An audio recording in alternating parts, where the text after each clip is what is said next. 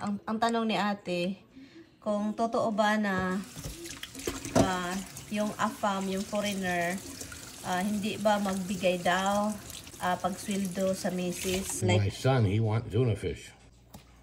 So guys, I'm making tuna fish. And my son wants some tuna fishes. He likes tuna fish.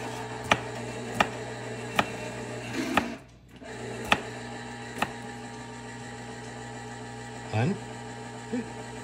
What part of I'm making tuna fish did you not understand? Oh, I said you cook rice.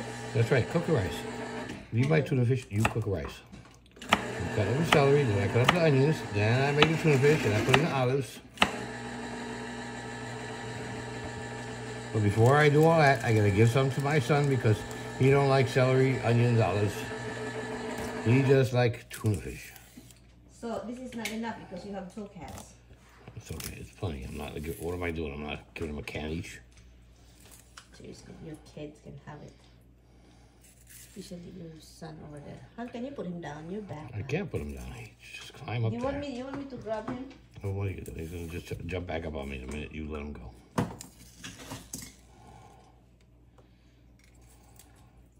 So I'm gonna cut onion for that. I got onion. I got it right there in the bag.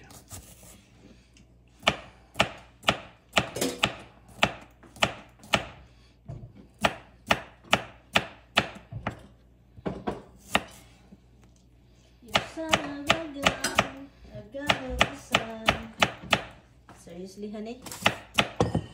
Your Yep. son? Bring the bowl back over here. Hey, I got it for you. Don't be Yeah, mad. but he took it away. Don't be mad. I'm gonna put it onion quick that the kids can have it. No, I don't want. Do the tuna because I gotta give them some before I separate those before I do it. I'm gonna put seasoning in it. I don't want your kids to have this.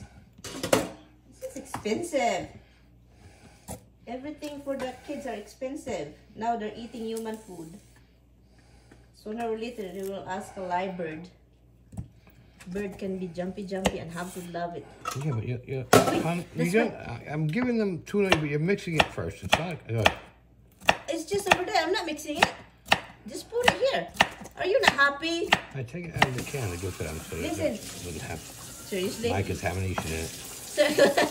There's something wrong with you. That's why there's a lot of birds on there, honey. So they want bird food. No, there's birds over there. We have a bird. How do you call this? Bird house? Bird's nest? Yeah. Over there. Okay. On In the top tree? of the bird feeder. They got a nest on top of the bird feeder? Oh. No, the bird feeder over there. How do you call this? In our wall. Yeah. In our wall, they have a baby there. Oh, okay, so that's cool. That's why there's bird keep coming over there. The mother and father. That's That's cool. why Habs is always. Allah, don't put it in here. You said you're gonna give it to the kids. So they are like. Because your son knows. Oh my God, he is so special. You're special. Yeah, look on the floor. Yeah, She's yeah. saying the same thing. Oh, Roxy, Dimples. where's Dimple? Really? Yeah. Hello, Mama don't have a rice. It's in the rice. It's in the other container.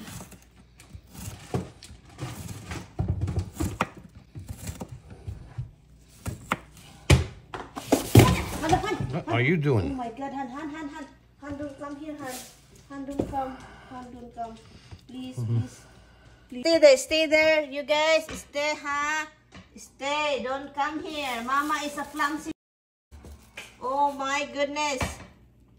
Honey, oi. Rice, at least you gotta wash rice before you cook it anyway. But Yeah, oh my goodness. drop it like that.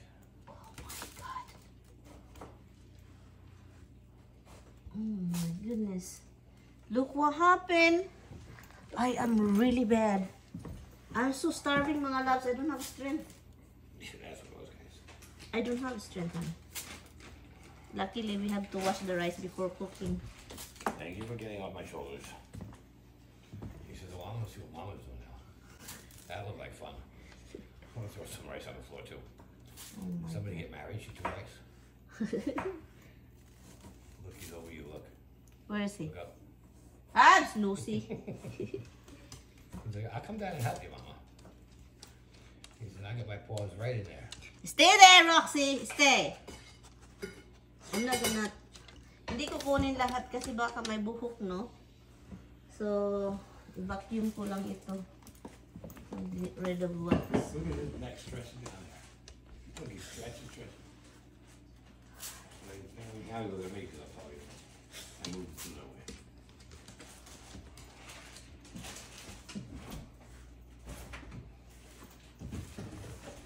Ay, no, nagsayang na lang ako ng bigas. Nagsayang ng bigas. Kainin po ito. Ako lang naman kakain din ito. So, okay lang. Buti na lang itong floor namin naglinis kahapon. Buti na lang talaga. Nasayang na tuloy. Yung iba, hindi ko makukuha lahat. So, I have to vacuum the rest. Because I can't take it all. And also, if I take it all, the dirt will come with it. You know. So, I have to vacuum it. Vacuum. Vacuum.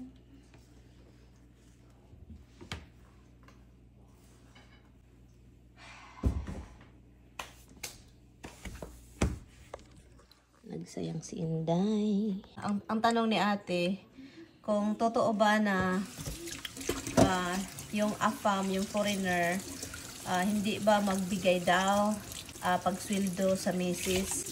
So, yun siya. Iba't ibang istorya kasi mga loves, depende yan sa mag-asawa.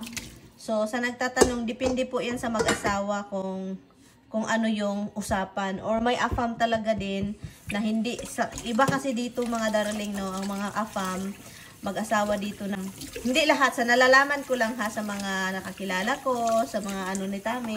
So, magkaiba po yung ano nila mga loves. May joint account sila, pero yung sweldo nila is mapunta sa kanilang card. And then, may mga ano naman na i-intrigo sa misis. Depende yan mga loves sa usapan ninyo. Meron ako mga naririnig na binibigay sa misis, pero for sure, hindi yan mga totally bigay kasi ang foreigner mga loves, gusto nilang may ano sila, yung parang sa kanila, pero for sure, hindi binigay lahat. Pero may mga gano'n na naririnig ko na binigay daw lahat ng AFAM sa misis yung pera. Pero sa tingin ko, hindi lahat ibigay, no? Kasi iba kasi ang kultura ng mga AFAM mga loves. Pero kung matagal na kayong mag-asawa, for sure, ganun, ang misis mo yung mag-unhandle sa lahat. Pera, ganun. May ganun. And sa akin naman, kasi nagtanong ka, for sure, curious ka. Sa akin naman, yung asawa ko is meron siyang kanyang account, no? And then, meron din akong account kung saan mapunta yung pera ko doon din. And then, yung sweldo niya doon din sa account niya. Pero may joint account kami na, ano siya, ano ba? Joint account. Yung joint account niya is unopen namin yan, napag-usapan namin na i-open namin dahil doon ko ilalagay yung lahat ng kita ko.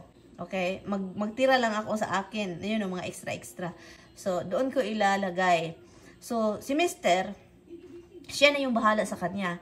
Pero si Mr. kasi, hindi kasi yan siya, ano na pagkatao. So, hindi ako takot na, yung parang, baka hindi ako bigyan. Hindi siya yung parang pabayang asawa na, kahit hindi niya iniintrigo sa akin yung pera niya, sweldo niya, napunta sa bangko niya, hindi ako mag-alala kasi may ano ako, yung account kasi niya mga loves, meron akong tawag nito, akong access.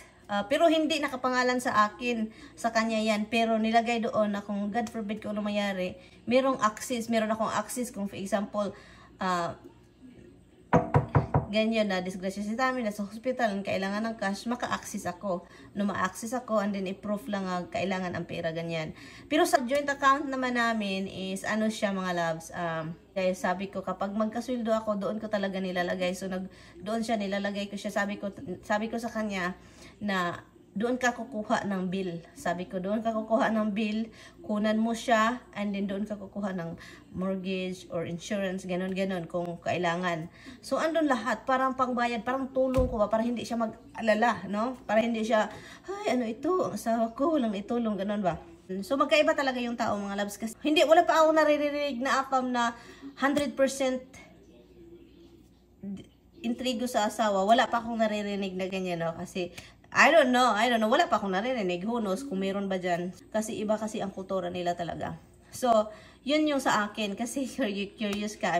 Depende din yan sa inyong dalawa kung may tiwala kayo sa isa't isa. Pero kung wala kang tiwala, wag mo nang bigyan mo na lang siya ng cheeky. No? Kung wala kang tiwala sa asawa mo, and then meron kang sweldo na malaki, bigyan mo na, magsulat ka na lang ng cheeky. And then, i-ano mo sa kanya, yun, ito yung ito yung itulong ko sa'yo this month, ganon. And then, you know, mga bill, ganon. Pero kung may tiwala ka, okay, may joint account kayo, ilagay mo yung pera doon, and then, yun na yun siya. At saka, nagpapasalamat talaga ako kasi si Tammy, hindi siya yung palaasa. So, kukuha siya doon kapag kailangan, like yung mga kailangan na talaga, kukuha siya doon. And then, yun, every time na mag-transfer ako, kasi connection lahat ng bangko. So, every time na mag-deposit ako doon, sinasabi ko sa kanya, ngayong buwan, andun ang pera noon. So, kung may kailangan ka, so, andun na siya. So, kung hindi niya makukunan, makikita ko. So, pataas siya ng pataas. And then, pag atras yan, that means, nag-transfer siya, kinuha na niya sa kanya. Kasi connection siya sa akin, and then yung joint account namin, connection siya sa akin, and then connection din niya sa kanya. So, ganyan yun mga loves. Depende kasi yan. I'm sure marami din curious na mga Pilipino dyan, mga loves, kung paano i-handle yung mga mag-asawa dito sa US. Kasi sa Pilipinas, nakasanayan na natin. Iwan ko ito yung tradisyon kasi na nakasanayan ko na ang asawa talagang mag-ano ng pera, di ba? Yung budget, ganun. Budget lang sa pagkain, no? Ang hirap kayo mag-budget. So, yan, at allowance, o kung may allowance, mga bata, no? Receipt, ganun. Basta mahirap mag-budget. So, si ate na curious. So, depende yan, ate, kung anong pinag-usapan ninyo. Depende yan kung gaano. Isa talaga ito part kung matagal na kayong mag-asawa. And then, kilala na ninyo yung isa't isa. Kasi, kapag pira na talaga pag-usapan, mga loves, mahirap. May mga mag-asawa kayang nag-aaway dahil sa pira. Ganyan, no? May mga asawa kasi yung isa gastador, ganon. Kapag yung babae ang gastador, grabe talaga mga loves, kasi talagang ma-zero balance yun ka. Kasi kapag ang babae is very, very materialistic, yun talagang kawawa ang mister. Yun, kapag sobrang materialistic yung babae, andin wala ng control yung mister sa pera, yung parang, adoy, ginoo ko, delikado. Pero yun namang story ko, yun yung hindi, sa ibang couple, hindi ko alam kung ano yung style nila, na meron ding mag-asawa na pira ng isa, no, pira ng Pinay, pira ng foreigner, ganon. Ang Pilipina, mag-grocery, ganon, ang magbigay konti para pang bill, tulong, niya, magsabi na, akin itong bill na to, ganyan, o sa'yo yung bill na yan, ganyan, merong ganyan, depende talaga yan mga loves. So yun lang yan siya, yun yung tanong, yun yung sagot sa tanong. But anyway, nagluluto lang ako, and hinihintay ko lang yung aking asawa.